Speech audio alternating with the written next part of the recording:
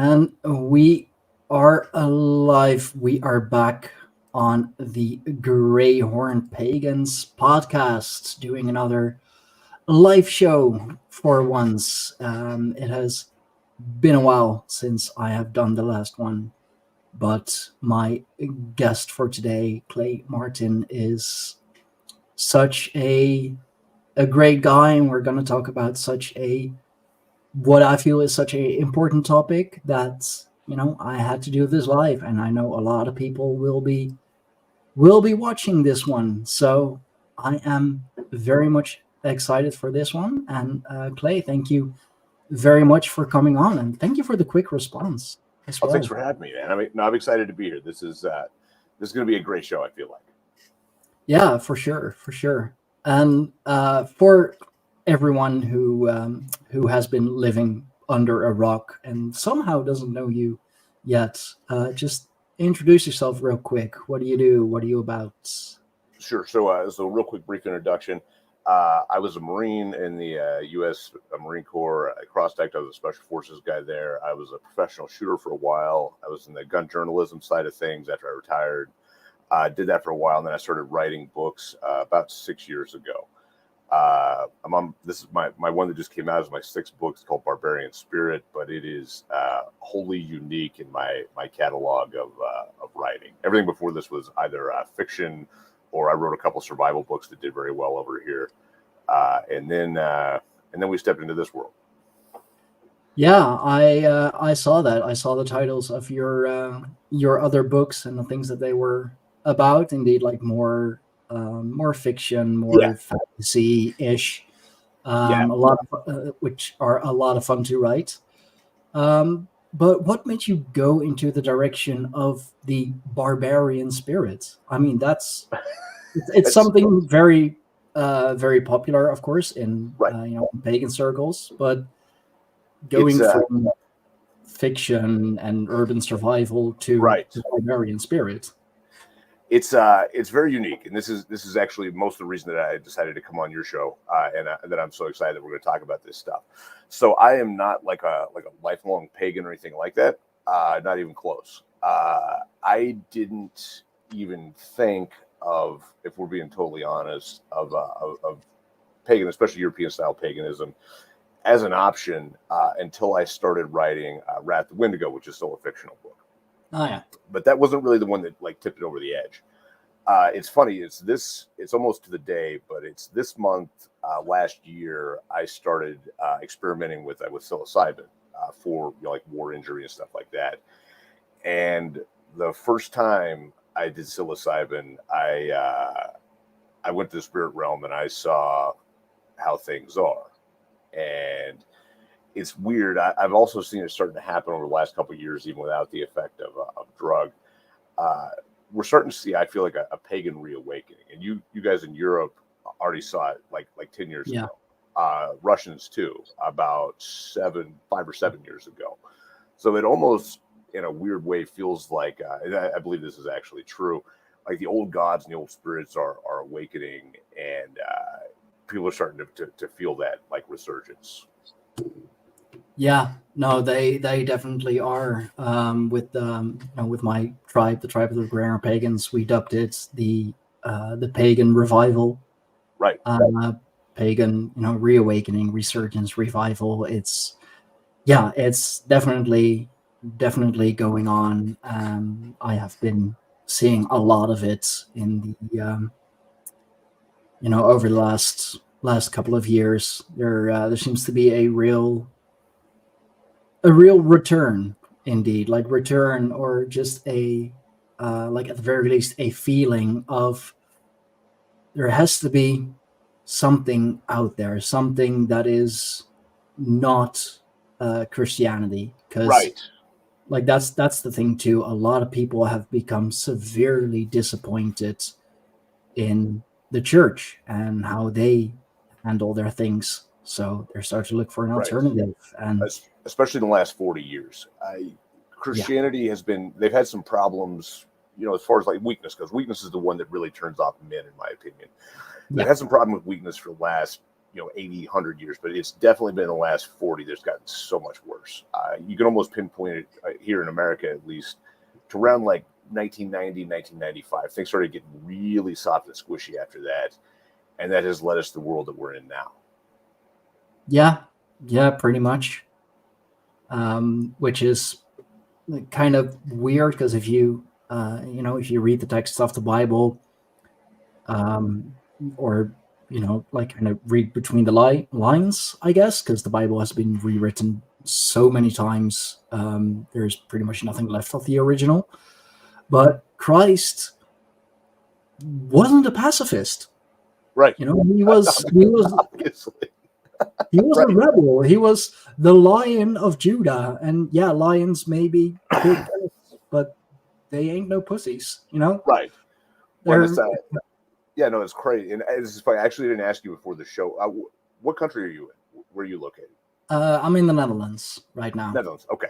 Yes. All right. So it's a funny thing, especially as like the pagan spirit is waking up. This is a question that I had. Well, I only see Christianity from the lens of what I've seen for the last 40 years, 45 years of me being alive. And you look at how soft and squishy it's become, especially over here, and you wonder, like, how did this then conquer all these pagan lands, places, the Germanics, where belief was strong, and how did this happen? And that is, that's one of the most interesting questions that there is. It's actually, I think it was 1423 was actually the last crusade, and it was Lithuania, where the Christians finally stamped out the last of the real pagan resistance. But it's been an interesting question for me. How did that happen? Well, it's pretty simple, actually. A lot of it's by the sword, of course. The classic convert or else. And I can imagine that a lot of people, they didn't necessarily like Christianity, but they liked living. Turns out, yeah, right. And especially with Catholicism, they just, they copied and pasted paganism. They took a lot of our gods, our customs, and made it their own. The classic example that I always give is the goddess, the Celtic goddess Bridget. They pretty much wholesale copied her. Like I always call it the like the classic meme, like copy my homework. Can I copy your homework? Yeah, sure, but change it up a little so it doesn't look like you copied me. They still call her Bridget. She is still a divine being, but now she is a what is it, like a higher priestess or something? And instead of a Celtic background, now she was somehow involved with the birth of Christ somewhere in the Middle East, even though she's a goddess from the British Isles. That's awesome. So yeah, they just changed up her backstory, changed her title, and we're like, see, now she's ours. Right. And one thing you had to say for the old line Catholics, those dudes were hard, at least, though. They conquered South America. They did some serious damage to North America, and that kind of enters into that. Oh, did I just lose you? I hope everything. Are we still here? Yeah. Oh, okay. Yeah, you're back. Mm-hmm. But that goes actually, I think, more to the point. Where did things start to lose their way? And they did somewhere. For Catholics specifically, you could say it was sometime in the 60s. There was like a massive change in the way the Catholic Church did things. And like I said, for us, at least for America, it was Protestants around the mid 90s. Before that, they actually had like strength and power, and they kept a lot of this corruption and filth away. Actually, they did a pretty good job. But then that, like I said, that really started to wane 30 years ago, and it's really bad now. And I believe that's actually one of the things that drives guys away, especially from Christianity. Over here, you see the spiritual awakening. People are starting to understand there is another world, and it is intertwined. And they don't know what to do with that. And I have gotten an astounding number of phone calls in the last year, even before Barbarian Spirit came out. This was based on Wendigo, which had some like vaguely pagan themes to it. I didn't really know what was up at that time, but they would call me and they'd be like, "Hey, I feel this awakening, but I cannot reconcile that with the Christianity that I see or that I grew up on." And I totally get it. For us, we are a 75% Christian nation, and yet we're the gay American empire, and we export the tranny stuff and all the crazy stuff. We're the world leader in abortion, all this other crazy stuff, and it's very hard to reconcile those facts. Yeah, I mean, I know that, yeah, supposedly you're a Christian nation, but Right. at the same time there is a separation of state and church. So I'm not sure I how that guess works what exactly. I would mean by that is our population is allegedly all believers. So how Yeah, okay. possibly then could a government that is representative of those, 75% of a massive majority, how could they possibly then have a government that does these things? So that's the first part of it, and it is very hard to reconcile. Yeah, no, for sure. And that's another reason why I think that those numbers are dwindling, or at least that the amount of people who consider themselves pagan are increasing, increasing fast. And also, of course, with the rise of technology and the ease of access of information, it has become so much easier to read the stories of our gods, to find out who your ancestors are and where they are from, and what they practiced, how they practiced. So I think that has helped tremendously as well. It's just now we need to integrate the barbarian spirit into it, and the Right. Germanic Männerbund, the rites of passage. Well, We found our gods again. We are remembering who we are again. So now, like, let's not just play warriors, but like become warriors again. no, this is hugely important. So this is actually the flip side to the people that show up and they're like, "Hey, I don't like what Christianity." They just don't like the message, or something feels off to it, so they don't want that one over here. The flip side of that, though, is speaking specifically for North America. What's the alternative? And at least you guys have historical claim to European shamanism, paganism, that kind of. There was never really a basis for that here. So there's been some kind of like sort of half-assed like, oh, we're pagans, but mostly for us, for Americans, paganism was a bad joke, if we're being totally honest. It was hot topic kids that they wanted to be fucking edgy and cool, so Yeah, they wanted to do something different.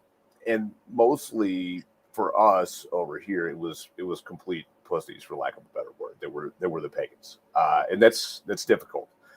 It's even got to the point in the book, I call it Clay Martin's Unified Theory of Forged in Fire. Forged in Fire is this TV show where it's a competition where they make knives with hand tools. yeah, And I even put this in the book. I'm like, everybody I've ever seen that showed up wearing Thor's hammer both cried and quit during the first round, because we haven't there is no organization, and there's definitely not been a draw to paganism, for us at least, that is like the tough guys. And that's what you need. That's the root of the religious practices. You had to be like warriors first, fucking real ones, not candy asses pretending to be. yeah, And so that is what we have to get back to. And that does give us a chance, though, to have a real revival that's very real. It just requires a little bit of gatekeeping, but we have to get back to that point. And a lot of that is remembering the roots and really like instilling those types of values. But we do have a chance to make something basically new out of something old, and I feel like that's probably the most important part. Yeah, no, absolutely. I mean, that's what I've been trying to find out, or like the question I've been trying to answer with my tribe is how can we be a 21st century pagan? Because we can look at the ways our ancestors or forefathers practiced, which is awesome, and yeah, we can still do a lot of those things. We can practice in a lot of the same ways. Mhm. But then again, it's 2024, it's not 1024, so things have drastically changed. Right. Like a lot can happen in 4 years, let alone in 1,000 years. I mean, just look at the state of the world like 4 years ago, Right. and then look at how things were 1,000 years ago. So there are certain things that we can't do Right. anymore. And honestly, shouldn't. Yeah. There. Take for instance, like weaponry and stuff like that. Here in America, it's easy because we can buy anything off the shelf. It's a lot more important for people that are modern pagans on my continent, at least, to learn how to run a rifle well than it is to ever pick up a sword or an axe. Like, dude, what the fuck are you doing? Now, that's not to say there's no place for tradition. I teach my kids sword. I feel like it's important. It's a huge piece of understanding interpersonal violence. Hitting people with a stick is, that's what they are. They're little wooden swords. Hitting people at these close ranges and understanding that type of warfare is important, and that actually helps you later when it becomes fists or knives or anything else. Or it's actually a fantastic basis for guns.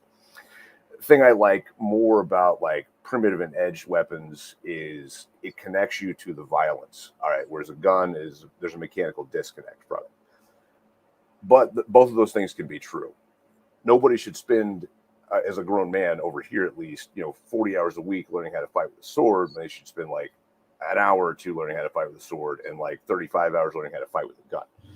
That's where we are. Mm-hmm.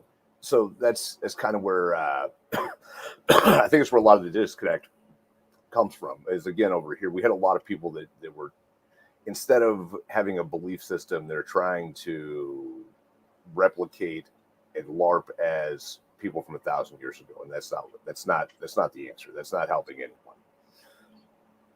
It's a start, I guess, but again, like we all know those. I like to call them TikTok Vikings, the ones who like shave the size of their head, buy a rug from IKEA, and just go screaming like "Viva Holland!" Right. I have no idea what they're doing, what they're on about. They just love the TV show Vikings, and they want to be Ragnar Lothbrok. Right. Which, is, I mean, if you want to be Ragnar, go be Ragnar. And, the TV show Vikings, it was definitely part of my awakening, but like yes, more so in the whole honor culture and the gods and the practices. Like that was just something that was like, okay, I feel this. I feel this like deeper inside me. But just if you want to be an actual heathen, if you want to be an actual pagan, you have to indeed do a little more than just, go to a Ren fair, so to speak. Right. No, it's absolutely true. And this brings up a point. These things can have value. We would be fools to say that television and movies don't influence the consciousness, because they do.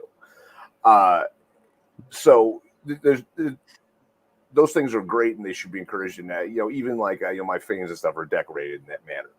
But again, I'm not going to go practice with a shield wall when I can go practice with a Glock. The thing that I think a lot of up and coming pagans kind of miss is they're glossing over the connection to nature, which is actually the root of the belief system, and they're trying to replace it with cookbook style ritual. like some asshole writes a book about rituals and then they fucking do the thing and completely missing all the stuff they're supposed to be connected to. Yeah. And that's not the right answer either. So yeah, we're kind of on this cusp of how do people figure out what that belief system is.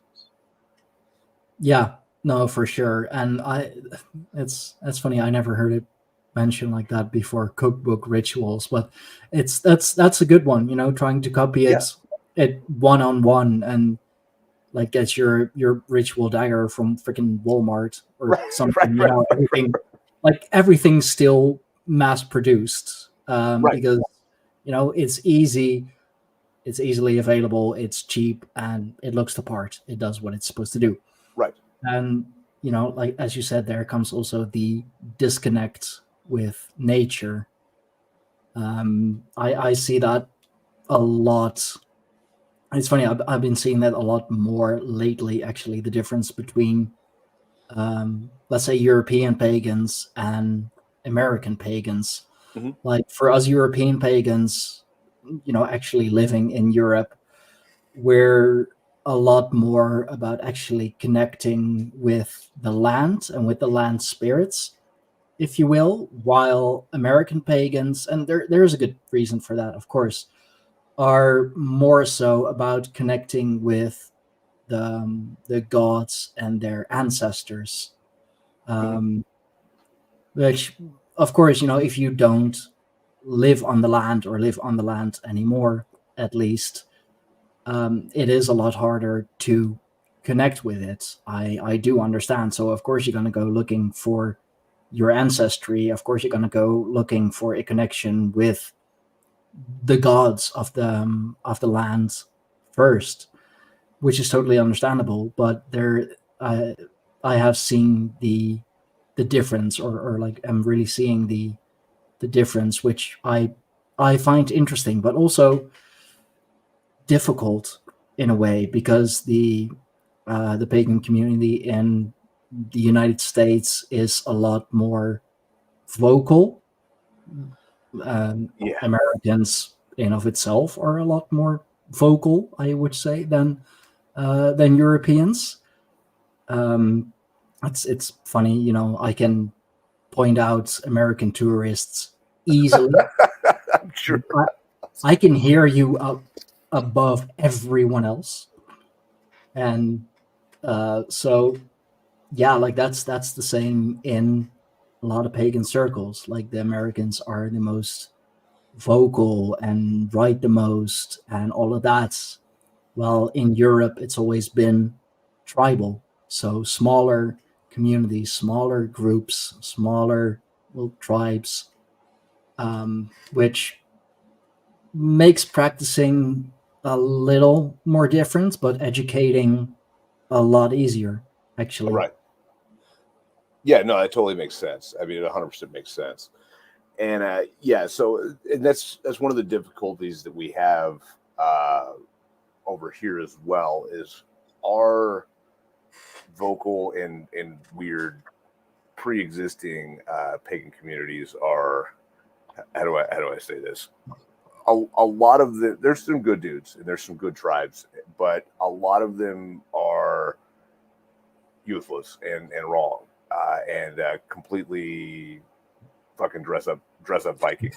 It's actually why I use the word barbarian in my book instead of Viking. Like, look, man, Vikings are dead and gone. You can't be that. You can be a barbarian, but you cannot be a Viking. Like, there's a fucking difference. Yeah.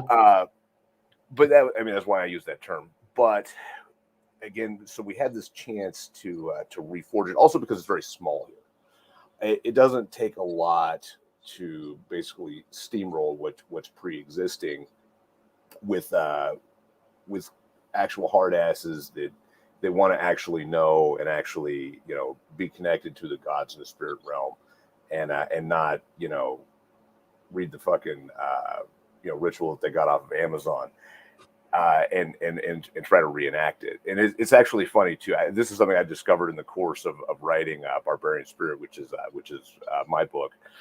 The number one selling book of all time in English about runes is written by this dude named something Bloom. Anyway, he didn't know anything about runes and rune magic. He just copied and pasted Chinese I Ching on top of the Elder Futhark alphabet, and has been selling it since 1984. And again, that's the number one in the English language of all time. It's got like 25,000 reviews on Amazon. So, okay. Right. And, you know, I can't really be mad at people that picked it up either, because they didn't know any better. But, wow. Yeah, it's crazy. But I feel like this was actually very important. This was the biggest piece of the messaging that I got when I actually walked in the spirit realm was, you know, inside you what's actually right, and all this shit actually exists in your blood memory, and you don't really need anything external to justify it. Or people always wonder, like, why don't we have a holy book? Well, we don't need one. All right, it's all written in our blood. It's there. All right, you just have to go, I don't know, either take some mushrooms or don't sit in the fucking forest long enough for these things to appear, and they will. It just, you know, you can't expect an instant solution, and you can't expect, you know, enlightenment on day one. But I think that's how we get back to where we need to be. Yeah, just become one with the land again. Become one with nature again. Just sit in the woods. Let the trees talk to you. Let all the land spirits come to you. And it's you mentioned like not having a holy book. I mean, we don't really have any scriptures whatsoever. I would say that maybe the Havamal, the teachings of Odin, would come closest to Kind of. Yeah. something like that, but it's still we don't consider it a holy text, a holy book in right. Like, you know, the Bible or the Quran right. is a holy book, right? Because as you said, like we don't really need it, and right. You know, they're amazing stories. Absolutely, yeah. You know, all the holy books, absolutely amazing stories. Sure, but we don't need a book to tell us what is wrong and what is right. Like we have those virtues. We live those virtues already. It's ingrained in our culture. It's as you put it, it's in our blood. So we live it already. And I mean, this is actually one of the ways of separating the wheat from the chaff too. I feel like is people can accept that and accept that you'll just know. That seems to be a rarity. All right, most people want an answer in print and like do this and take 3 steps to the left and spin in a fucking circle and then like, no man, that's not how any of this shit works. So that's always going to keep the numbers slim, but hopefully I feel like that's actually kind of part of the selection process that down selects for people that are free thinkers and free spirits anyway. So it's not a bad thing. No, definitely not. It's funny, like recently in the tribe, we had someone join, and my tribal thing and right hand man, Josh, were actually still not sure of who or what exactly it was. Like it's one of 3 options. Either he is a like just totally an idiot, like, you know, a single digit IQ, a fed, or a bot. But he was talking about, or like he came in and was like, hey, I want to be a pagan. Okay, so go be a pagan, you know, like what do you need help with? Yeah, with, you know, the reading and stuff. Yeah, he needs the decoder ring and to be baptized in the fucking river in the forest. Like, that's not how this shit works, man. He needs to go on some sort of Da Vinci Code quest or something. But you know that it kind of got a laugh out of all of us, and you know, we were trying to help whatever it was, or whoever he was. I still don't know, but you know, just the first thing that he said is, "I want to be a pagan." Okay, so what's stopping you? Yeah, I don't know anything about it. I know I have, you know, this and this and this heritage. Okay, So go read some texts about it. Go do a little research into your actual heritage. Start with the cultural thing. That was like that alone was a lot to ask already. Um, and I feel like so many more people have a misunderstanding of that. Yeah, Josh is he's actually in the chat. Yeah, he was waiting for us to give him some weird like initiation ritual of some kind. Um, God, I it's like I don't know, like go stand on one leg with your eyes closed in the middle of the forest, touch your toes, and Right, call right, right. Odin 3 times. Then he'll appear to you and lay his hand on your shoulder and be like, And then, "Son, you're now a pagan." right, welcome, Ah. welcome. Please But visit the gift shop on the way out. Yeah, right.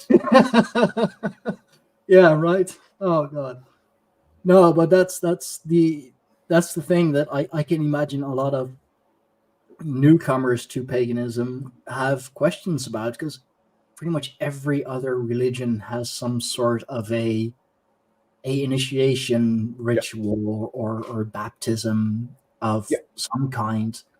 And with paganism or heathenism or however you want to call it, we really don't. Like it's something you are. It's something that you feel you are, that you are. right. And Well, at I the think, same time, too, I'm not saying there shouldn't be necessarily an initiation ritual for your tribe that you think up when somebody has met the criteria. Is what I'm seeing a lot of over here with basically dudes like forming tribes out of thin air. The most important thing is, besides belief, is a set of standards that have to be met and a yeah, time frame that it takes to get through it.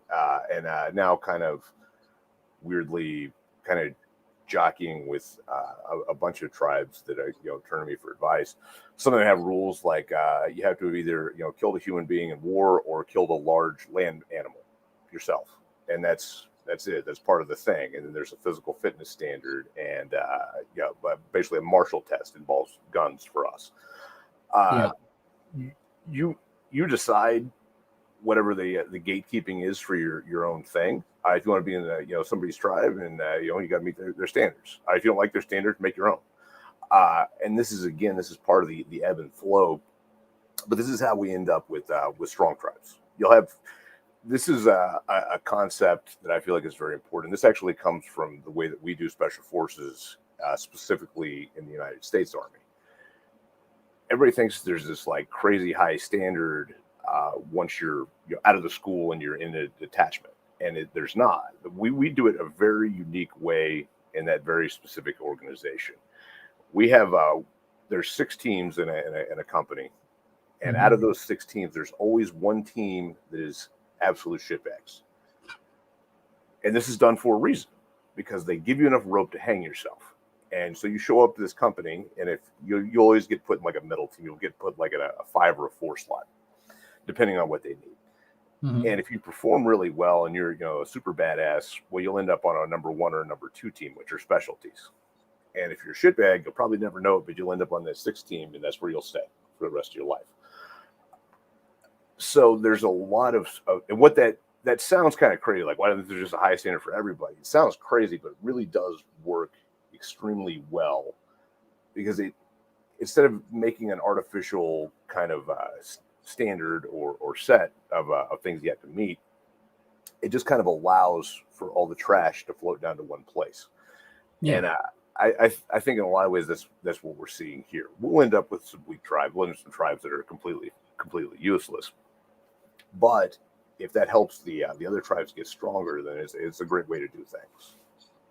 yeah, no, for sure. And that's why I think with the Barbarian Spirit, and especially the Männerbund, the just tribe of young men or boys, really, still, in the old Germanic times, they would like form this little tribe of themselves, this little band, really, the man band. I don't know the English translation as well, but they would be sent out to live and to survive on their own, really, and that would be their their initiation Right. ritual. If you make it back after a certain amount of time, you'd be living outside of the law, really. You just get sent into the forest, and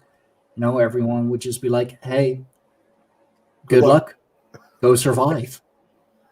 And like, indeed, just do whatever is necessary. Go hunt big game, make your own clothes from wool or fur or leather, or get your food however you need to. Go steal if necessary, but if you're stealing, don't get caught. Because if you're gonna get caught, you're still gonna get punished like every other regular thief. And I feel that aspect is missing nowadays. I mean, It, it used to be the army, but if we're looking, at things the are not looking good, US, right? Right. uh, Things are not looking I good right I now. Not don't looking think the good. military can provide that anymore. No, they can't. And we also face the problem, like even as a career military guy, like there's no way in hell I would encourage my sons to join our army, like not a chance. So for all of us, we are looking at something that kind of fills that gap, uh, and it's important. And again, we have to update because it's not 1024, it's 2024. So how can we accomplish that? And we're having a basically a crisis of masculinity over here as well. And I should bet you're probably the same boat. But we basically have this huge problem of young men being like basically useless. Most of the time they've been or a lot of them have been raised without fathers, so there's no like input of masculinity that way. And Mhm. then for men in general, even men that are my age, there's almost nothing left that is a masculine only space. Uh, Even 30 years ago, for a dock worker, that could even be the dock workers' bar that they all go to after work and drink for a couple hours. And there was something though. There was something that was like a social thing that was for men only. Yeah, So we're having this crisis, and it's really difficult to come up with a solution. But we do have to come up with a solution though. And most of the solution is it has to be real, it has to be physical. Cannot be digital space at all. We have to get rid of that concept completely.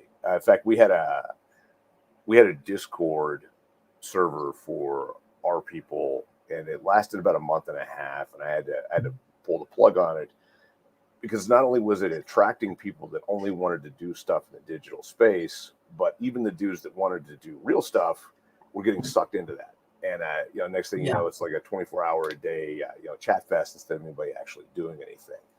So this is the difficulty: is how do you create something in the real world that fills all these needs? And we're slowly starting to see it come back.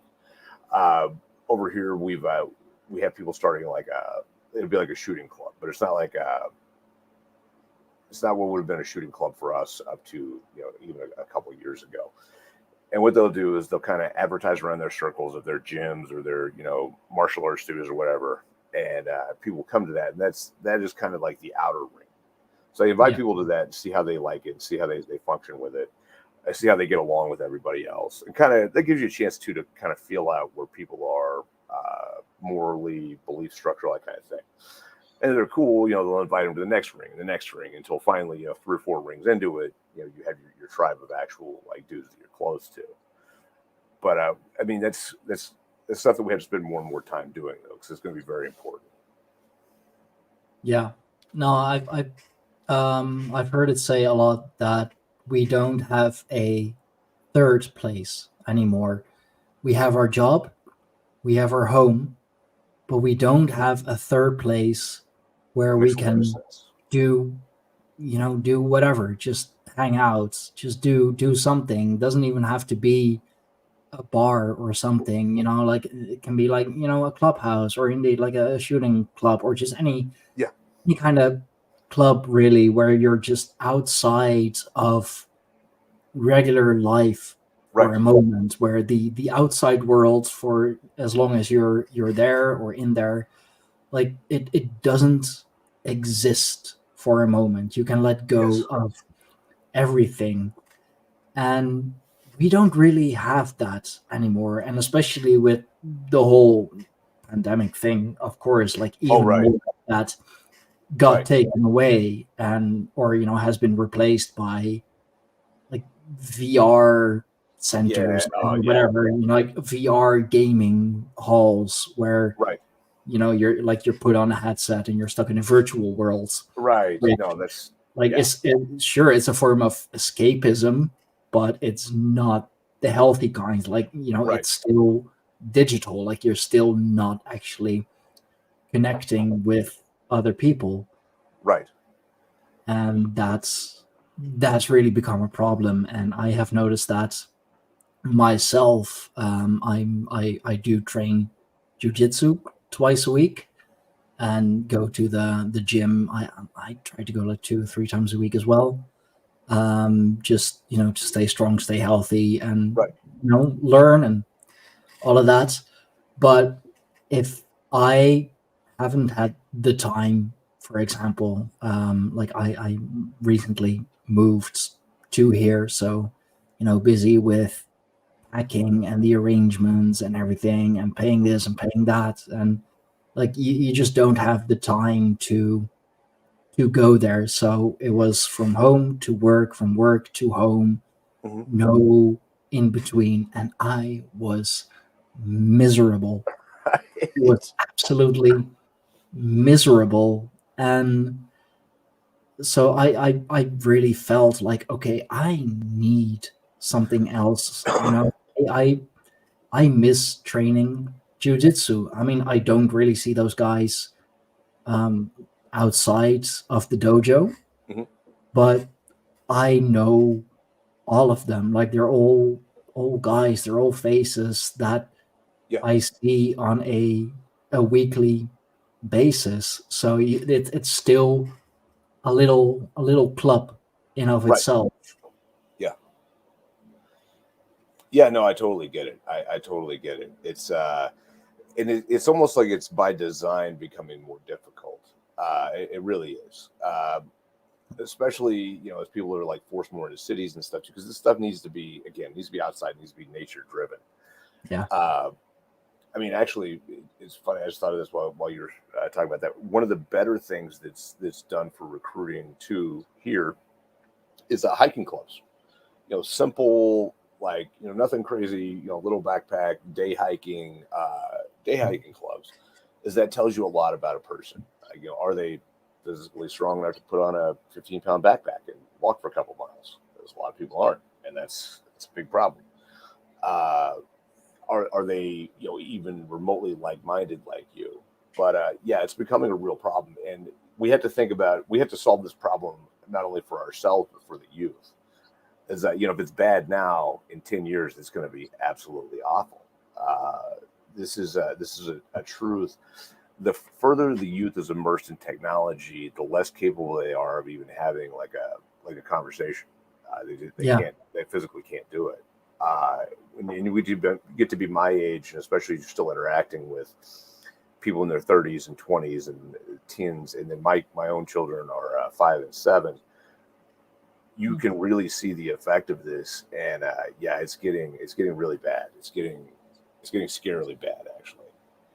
And I think it's a lot on the parents as well. I'm a young father myself. I have a 9-year-old daughter and a 6-year-old son. They live with their mother, unfortunately. But like I do see that with her, and I'm not trying to blame my Right. ex for anything, but it's the case that if she doesn't know how to handle them, it's like, here, go play on your tablet. Yes. Yeah. And that's like, so many parents are too easy with that. They get tablets like shoved in front of their face, Mhm. often even like from Birth. baby. Yeah, Yes.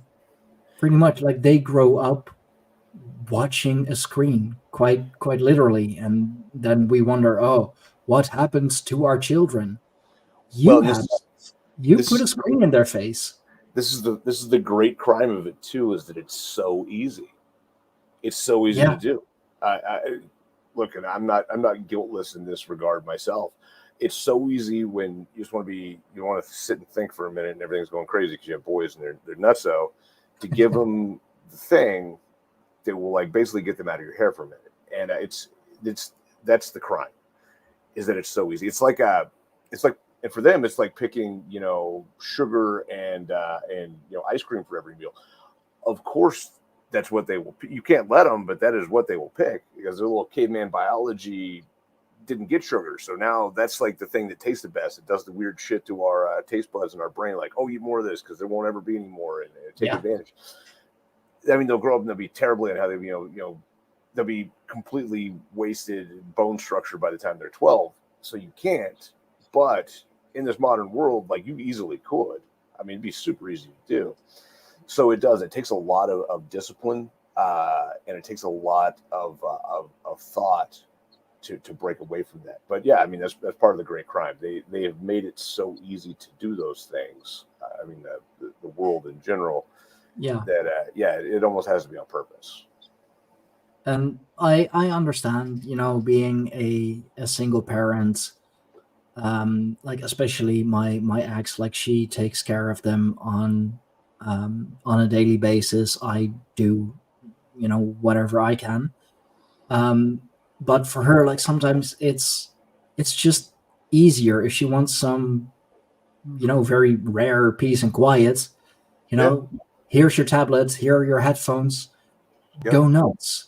yeah. As long as you're quiet and just not bothering me for a moment. Right.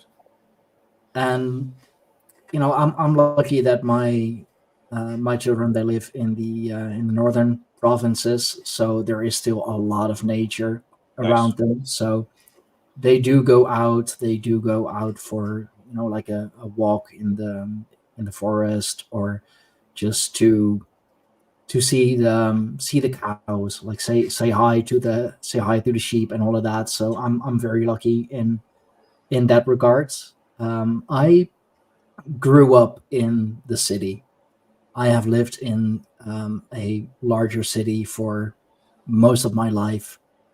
It's a problem with the kids there. Like they Oh yeah. are unruly. They do whatever they want. They say things to their parents that I'm like, what? I would have never. I mean, my parents weren't the of the, let's say, more Yeah. physical way, but I would have been smacked upside the head and sent to my Oh yeah. room for the rest of the weekend if I were to say things like that. And they get away with it, and their parents are like, "Oh, you're not."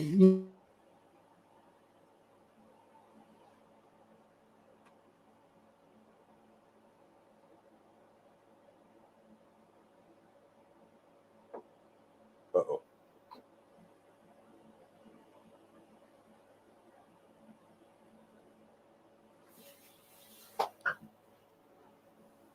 Yeah, we're back. Sorry, I have a very unstable connection for some reason. It's funny that happens on the podcast a lot when we talk about things that are important, but Amazing, right?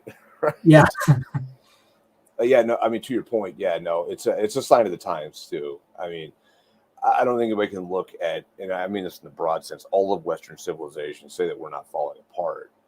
We are. It's going to collapse eventually, and it's on the downward slope right now, and that makes it a tough time to be alive and a tough time to be raising kids.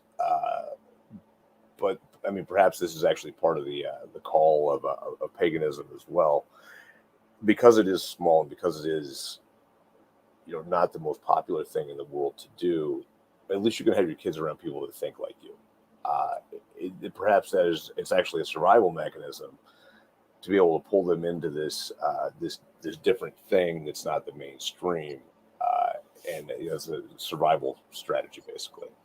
Yeah, I mean that's another thing that I have been witnessing over time, and that's only grown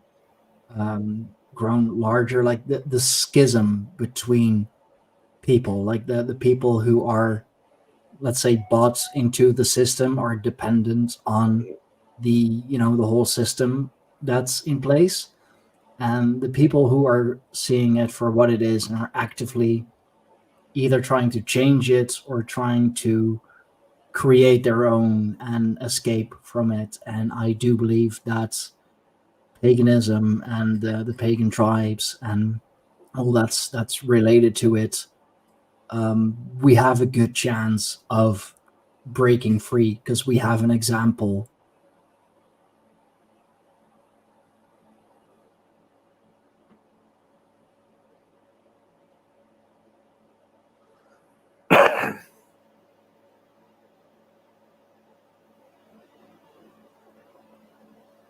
Sorry, connection is really getting bad. I'm gonna try and just go through with it, but are you still Yep, I'm still here. here? Okay, we're here. Good. But yeah, I believe that the pagan community, like, we have a real chance of breaking away, like literally being a breakaway civilization, because we know how to survive, we know how to be self-sustained, how to live on our own, or live as a tribe. We just need to start doing it. Right. Yeah, no, I agree 100%. I agree 100%. And I actually have some questions in the chats. What were your expectations for your book, for the Barbarian Spirit, and the reality of how it's actually been received? That's a good one. No, that's a very good question. Okay, so first of all, I didn't really want to write the book because I knew I was going to sound like a complete fucking loon, which is true. But they didn't really give me a choice. They were like, "You're writing this book. Like, we need you to write this book for us." Like, okay. So I honestly, it's been received better than I thought it would. Sales have been like tiny, but I expected that. It was never going to be a book that was like for the masses or for the general population. But what has been wild is how many people it has reached, and I don't mean because they bought a copy. I mean like reached. Yeah. And they'll email me or something like, "Oh my God, I thought I was the only person that thought this," or "This explains so much of like things that I was like feeling at a subconscious level, but it couldn't really, solidify as a belief structure." So it's been very cool. It's been amazing actually. Yeah. And Josh, the tribal thing, like about the whole screens, like you can keep the screen out of your kid's face, but then they would have no way to relate to any of the other kids who do constantly have a screen I'm 100% comfortable pasted with in that. their face. I'm 100% comfortable with that. If my kids grow up to be like physical specimens and capable of swinging a sword and fighting with their hands and trimming trees, and the other kids know how to program Super Mario Brothers, 100% cool with that. 100% okay with that. For sure. I mean, is this a society that you want your kids to adapt to? Like, I mean, I know that I never really fit in, and like now, especially, being a pagan doesn't make it any easier. Let me tell you that. Um, and looking at everything that's going on, I'm like, well, I'm actually glad that I don't fit in. Right, Like, right. it's making my life a lot easier actually, because I have so much less to stress about, so much less to worry about. Right. No, yeah, 100%, 100% agree.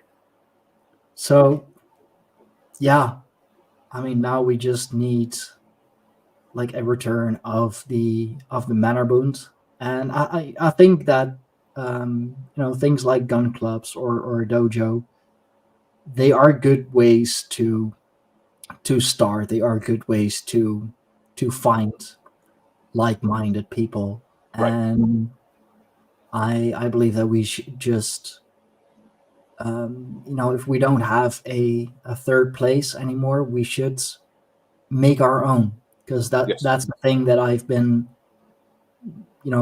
seeing as a European looking at America.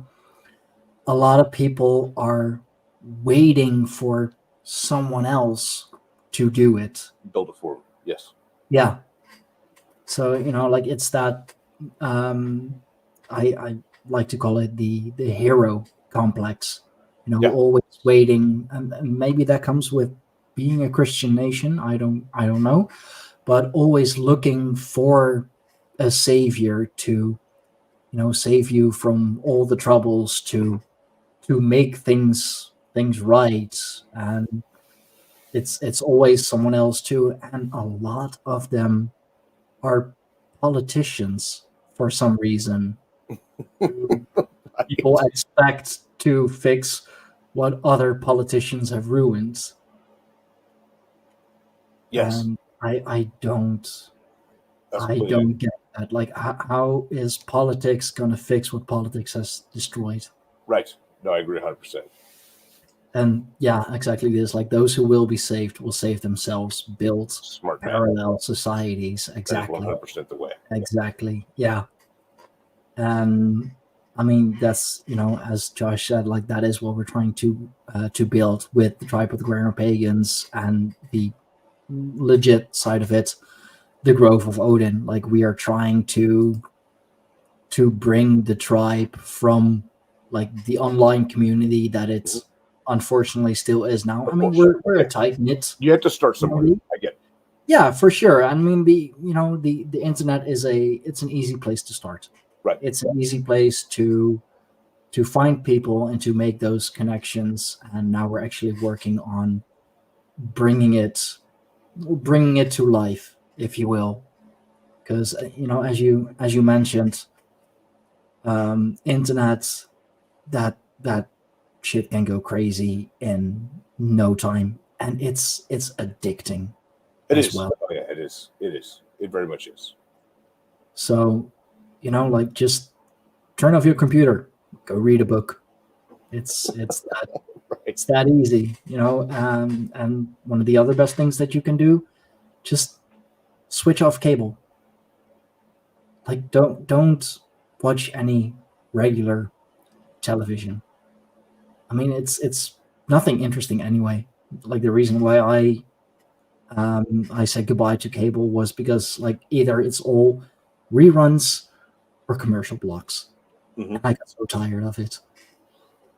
Yeah, it's awful. No, it's absolutely awful. Yeah, and I do feel that the creative spirit runs a lot more with the or in the pagan community. Like, there's a lot more creative people, a lot more writers, painters, because they are elevated spirits already. I believe that creativity, whether it be through writing a book, or hosting a podcast, or painting, creativity is the closest thing we can or the closest we can come to actually creating. And I feel that is incredibly stifled as well. I mean, just look at look at Hollywood. Like, it's all reruns, remakes, reimaginings, or part 9 of what was first a trilogy, for Right. example. No, it's terrible. It's awful. It's absolutely awful.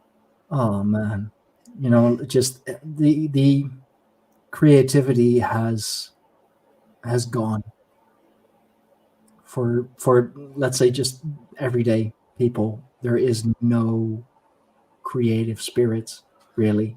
But AI is making that worse.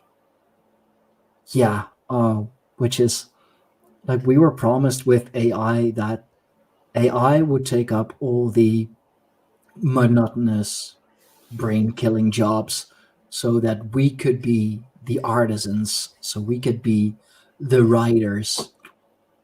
And now we are still doing factory work, and AI is creating art, or we are creating art through the means of Right. AI. Yeah, no, it's awful. It's awful. And books too. Now, on over here at least, anytime there's like a thing that happens, the fires in Maui or whatever, within 24 hours, there's a book about it. Like, hey, how did that happen? It's because they're using AI to write them. And Yeah, I actually listened to a very long podcast from a very very well known and very talented sci-fi author. It's not even like a genre that I read, but this dude is so cool that I listened to his this episode of the podcast with him. And he was talking about even he with like 50 books under his belt. He's like, I've toyed with it. Like I fed an outline of a script to an AI, and it spit out like a pretty decent book in like 6 hours or something.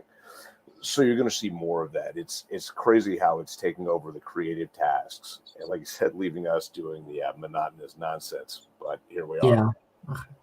I mean, it's even I'd say it's even more prevalent in music, for Oh yeah, example. right. Like entire Spotify playlists, which is where you want your music nowadays, like in a bigger Spotify playlist. I believe the example of what I've seen is like a smooth jazz playlist. Every song sounds the same. Like if you would turn on the playlist, you wouldn't know when the one song begins and the other one ends because it all sounds the same. So more than likely, all AI generated, not a lick of creativity in there. And that I mean, you can use AI as a tool. I know that people in my tribe have been kind of playing around with AI and making music, but actually making music that sounds good. Like not just like every other artist. I use at least one or two AI tools for the podcast, but that's just for improvement. I don't think AI is bad necessarily, but we should use it for how it's intended as a tool to make our lives easier and to therefore free up more time so that we can be more creative, so we can have room for that creative spirit again. And I think too many people are just falling for that trap. Like it's another thing that makes it too easy. And I didn't know it was like that bad, like that within 24 Oh hours yeah, no, it's crazy. It's a completely whole nuts. book on it. Yeah. Damn. I mean, all the more reason to as Mel said, build those parallel societies, because this is not a society that I like living in. Um, gotta make do, but if I can split off, I'm gonna for Right. sure. Agreed 100%. Yeah, yeah, no, for sure. I did buy your book. I intend to read it. It should come in tomorrow, of course. Um, but just the topic of the barbarian spirit, I think it's so important because it's really what's lacking. Yes. You know, I really think that the barbarian spirit, the Männerbund, the rite of passage, we have to start doing it ourselves again. Right. And And when that's exactly the important thing is I can't make up a test for you, and give you the thing, and like you have to do it yourself in this day Yeah. and age. We can start to build the structures where it pre-exists for the guys that come behind us, but as it stands right now, yes, you have to do it for yourself. That's just how it is, and like I said, that's actually an important selection criteria. I mean, who has the go-getter attitude to do that, and who doesn't? That's the first gate. Yeah.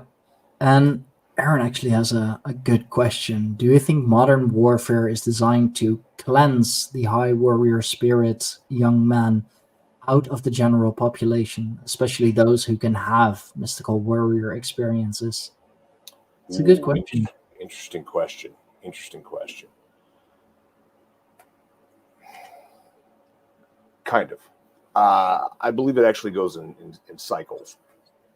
I mean that like this. So at various times in history, you've had specialists that were very good, Spartans, whatever it may be, and then you've had some type of mechanization that made that obsolete and countered that, and then it went back and forth, and that's actually I in a lot of ways that's where we stand today. World War II, with the introduction of like true mechanized study machine guns and tanks and stuff, that killed off so much population. In fact, so much of the nobility in all the European houses, which I mean, I forget the statistic, but it was crazy. Well, now 80 years later, we've evolved to a point where, for us at least, it's once again mostly like highly trained specialists in small groups that end up doing most of the stuff. So yes and no. Kind of. There's a lot to be said also, and I actually discussed this quite a bit in Barbarian Spirit, for what has come to pass as the Western standard of military thought, and that has been for at least 400 years. I'd say at least since the 1600s, and arguably for the last 1,000, definitely since the 1600s. The idea has been to make very disciplined cogs in a machine as opposed to very highly skilled warriors, and there is a difference. There's a big difference. So yes, it has to a degree been kind of spirit crushing. I believe it's always kind of resisted that a little bit too, especially in certain places. But for the most part, yes, you're right, absolutely.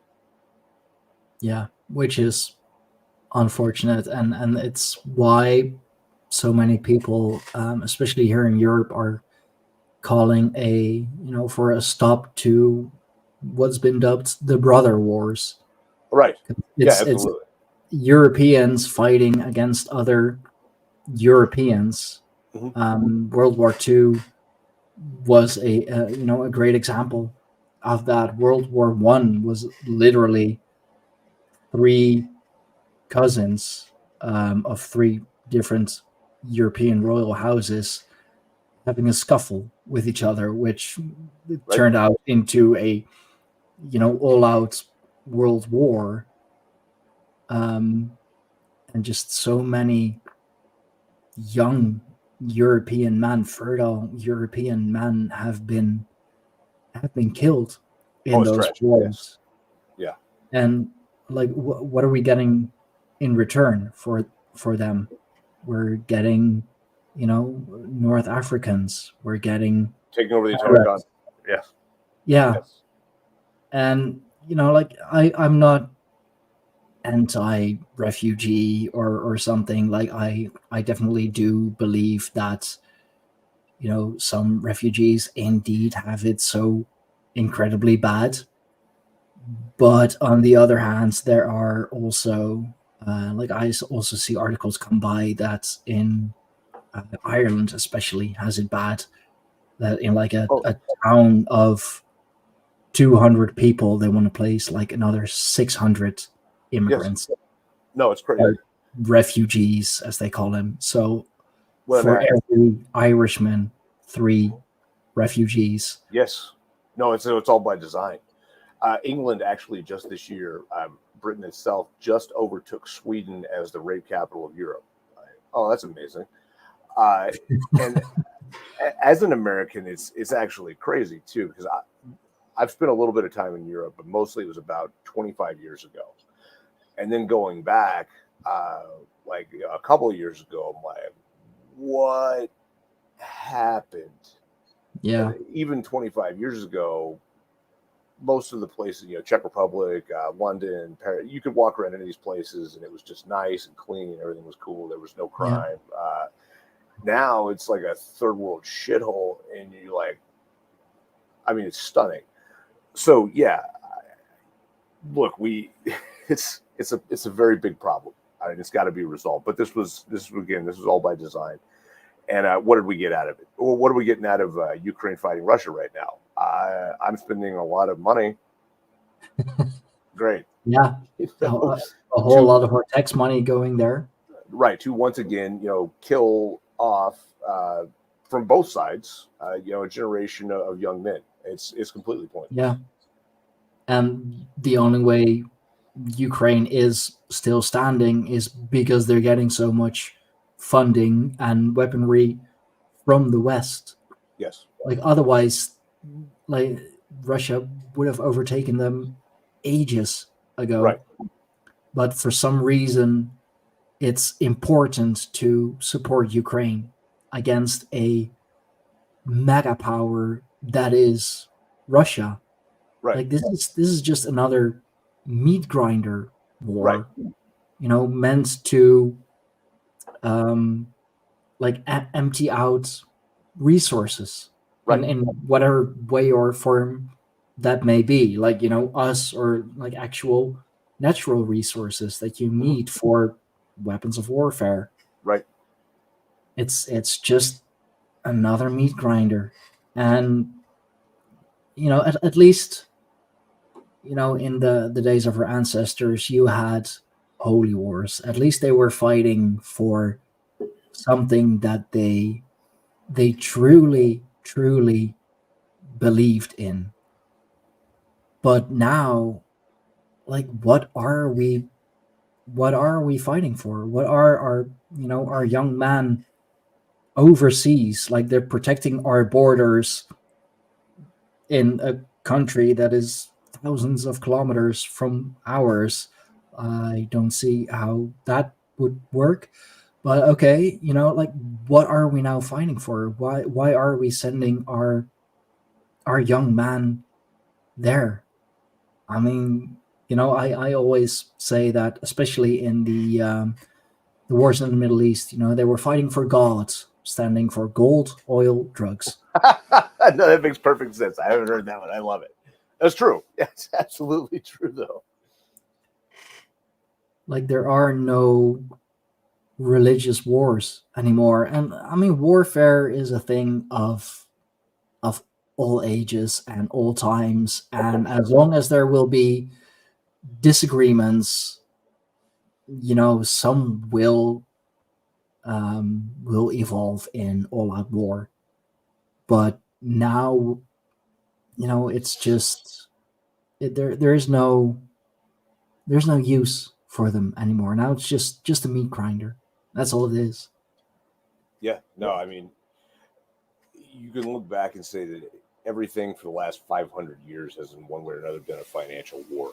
It's been a war for bankers, and that's one of the things that I touch on a lot in Barbarian Spirit, is the fact that for the West, for at least 500 years, if not for 1,000 years, our warrior caste has been kind of manipulated into fighting for these fucking merchants, and we have to stop that cycle. And that's easy. That's way easier said than done. Trust me. I was a young man, like, kill anybody. Like, they did it. They did 9/11. Like, it's easy at 40 to be like, oh, that was dumb. It's not easy at 20. But again, we at least need to start thinking about the problem. We've at least got to start some way of figuring out how to fix this. Yeah. And I think it's so ironic, as you mentioned, like, you would never tell your sons to go enlist. Right. And I'm hearing that more and more from people who have served in the army or in whatever branch. Like, they tell everyone, like, do not enlist. It is not worth it. While it used to be such a honorable thing, fighting for God and country, fighting for king and country, fighting for your kinfolk. When did that stop being the case? When did it become a banker war? When did it become about A just lot longer making ago than money through most people that, think. really? Yeah, no, a lot longer ago than most people think. Yeah, when you start really looking at history through that lens, it starts to get really terrifying. You're like, oh my god. I mean, Yeah. in many regards, like the British East India Company is the most evil thing that's ever happened in the history of planet Earth. That's a lot to take in, but when you really look at it, you're like, oh wow, Yeah, yeah, the British and us Dutch, the British East India Company, the Dutch East India Company, we mm, we wanted those spices real bad. yeah, really bad. And hey, everybody wanted to pay for them, I mean, but yeah, sure. Unless you weren't willing to give up those spices, then we're right, just gonna take them from you. right, Yeah, no, that's. I mean, like, I'm not ashamed of my country. I'm not well, right, ashamed yeah, of the dark history that we had. I am well aware, and but it's something that we should learn to accept. That's yeah, that's another thing, for us young men. We are being told that we should be ashamed of all of right. that. Toxic masculinity, and like you're responsible for what your ancestors 200 years ago did because they're your ancestors. Like you're the same bloodline. So apparently now guilt goes through the bloodlines as well. Must have been asleep at that biology class, but Right. No, but it's wild, but it's true. yeah, and yeah, sure. Like some of our ancestors may have done horrible things. Sure, not everyone's clean, Well, but so did everybody else's ancestors. You want to get right down to it. So, of course, yeah, like nobody's clean. Nobody is 100% pure, 100% innocent, unless you're like a newborn baby. But then it's a matter of time, really. Um, I mean, I grew up to be a fairly decent young man. I can still be a little rambunctious if I feel like it. But like in my teens, in my 20s, I've definitely done things that I shouldn't have. But to forever feel guilty about that, to tell my son, hey, you should feel guilty for the things that your dad did. no, it's ridiculous. No, Yeah, no, come completely on. preposterous. But that's what we're being told. That's what our sons are being taught. Yeah, no, it's Or terrible. maybe not our sons, because they Right. know better. Right. Right. But just in general, the general population, and that's another thing that weakens the male spirit.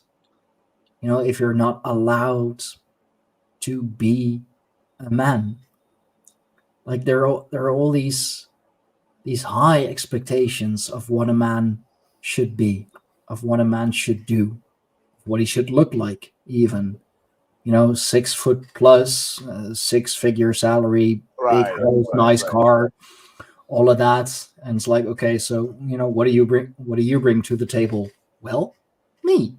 Yeah, not good enough. Next. um but like that's what they are. Like that's another very good way to kill the masculine spirit, to like set these unrealistic expectations and then punish them every step of the way. And then when they meet those expectations, definitely have a few skeletons in the closet because you don't get there without them, then you punish them for those. Then you punish them for the way that they got there. So it's never okay. It's Right. never, you're never doing the right thing. Even if you're doing the right thing, there will be something else. Right. Yeah, no, it's absolutely right. It's amazing in all the wrong ways to kind of look at, well, let's say regular society and how they treat everything. Like not a single thought has gone into certain things. It's all action reaction. And that's why I really really prefer to stay in like more of our circles, because people actually think and think twice if necessary.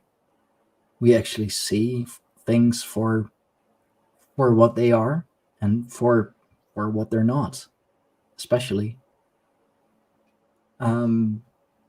And I think, yeah, Joseph's making a great point here as well. I always like kind of admired them for that. Building communities like the Amish is a great way to protect our folk.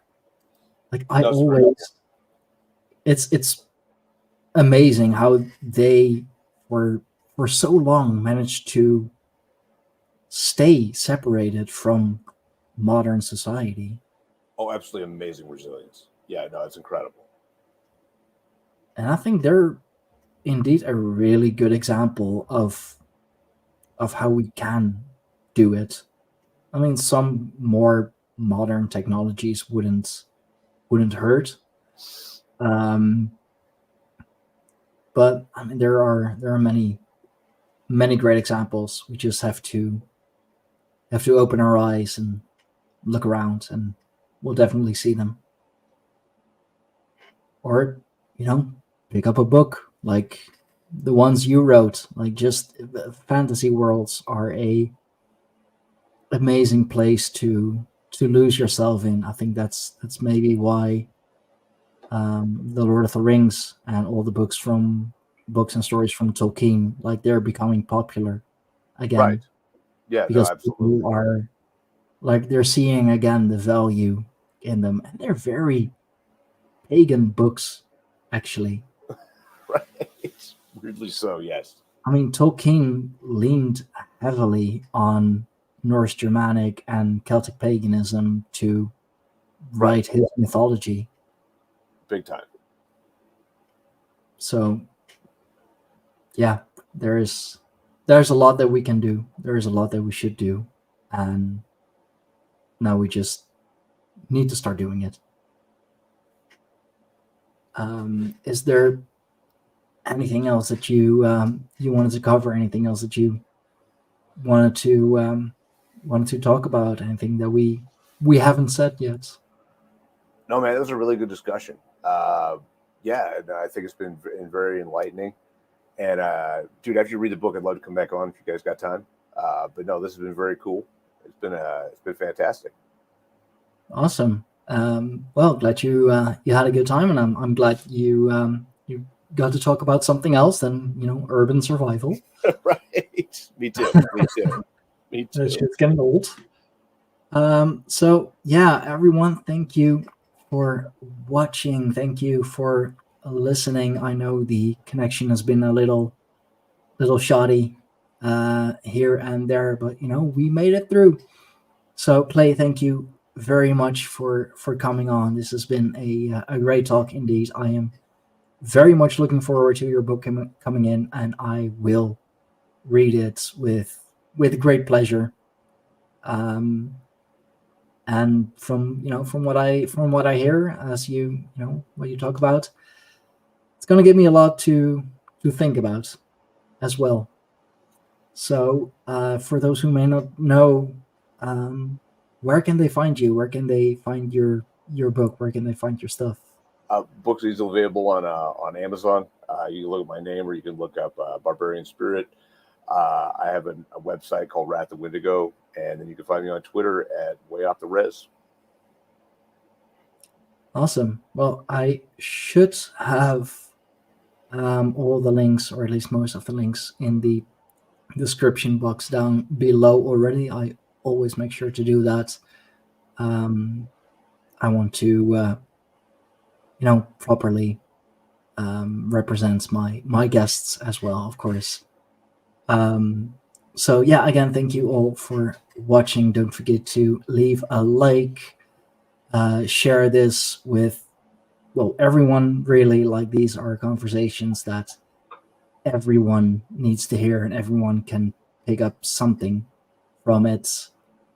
If you haven't left something in the live comments, please do so in the description box down below. If you're watching afterwards, if you're listening to this on the podcast platforms, leave a 5-star rating. That goes a long way already.